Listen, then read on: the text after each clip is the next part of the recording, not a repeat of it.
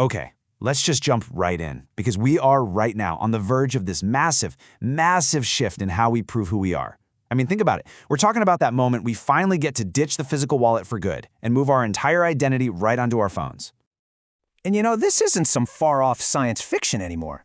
The tech to put our driver's license, our state ID, maybe even our passport, right inside a digital wallet on our phone, it's here. It's rolling out as we speak. And the convenience? I mean, it's a total no-brainer. But, and this is a huge but, this amazing leap forward comes with a really critical question. Once our most fundamental identity is being managed by a tech platform, who's really in charge? Suddenly, this isn't just about convenience, is it? It's about control. And right now, what we're seeing are two fundamentally different futures being built in real time. One path is offering the seamless, easy integration, but it comes at a cost. The other promises total freedom for you, the user. So let's walk down both of these paths and see where they take us. So first up, we have the path that's being paved by the tech giants, like Apple. And the source for this explainer uses this really powerful metaphor to describe it: a gilded cage. It looks fantastic. It feels super secure, but it's still a cage. The source really nails it with this quote. And yes, to be clear, the technology is secure. Your data is protected on your device, no question. But the system itself, the architecture, is designed for control.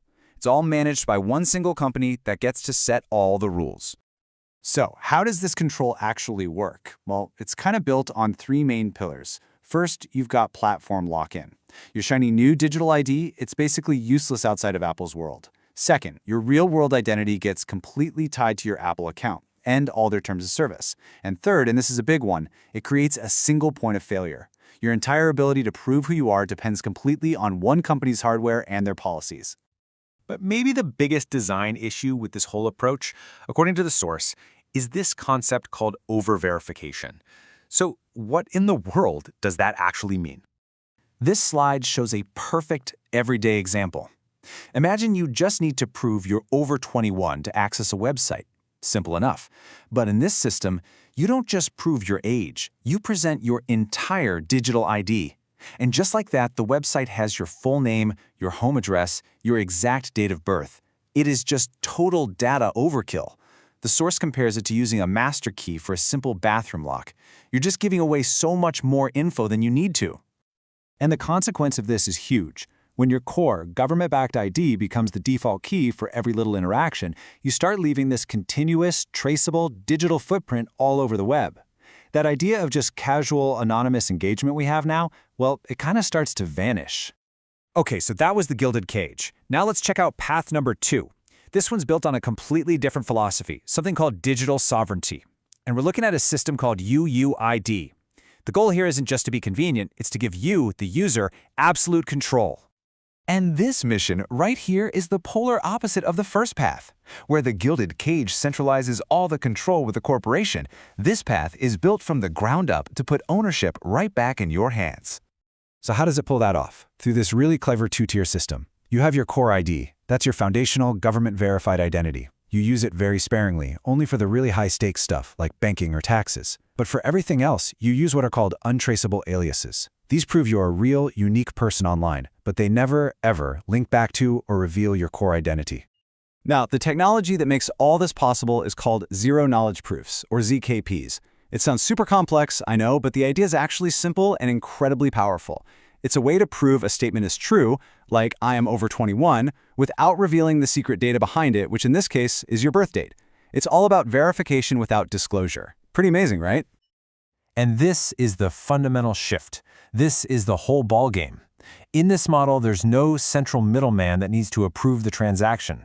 Your identity is held in your own personal vault, and the power to share a tiny, specific piece of proof rests completely, 100% with you. Okay, so we've seen the two paths. One is centralized, one is decentralized. Now let's really put them side by side to get a clear look at just how different their architecture and their core philosophies really are.